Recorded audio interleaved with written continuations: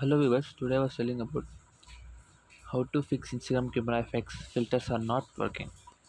For that, we know to go to Instagram before, we need to go to Play Store and update your Instagram account. So I was updated yesterday only and go to Instagram account,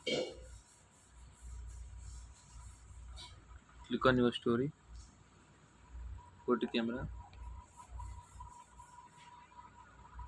Here we have different types of filters. You cannot get what you need in filter means just scroll down, click on the browse. Here we have a different types of fil- filters. Here we have a symbol of search bar. I was clicking black effects.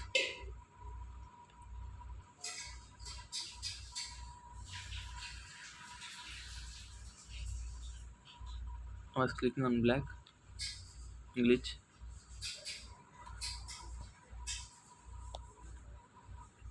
Here we have a symbol of save button. Just click it. Now black symbol is saved. Like this, you can fix your Instagram camera effects. Thank you.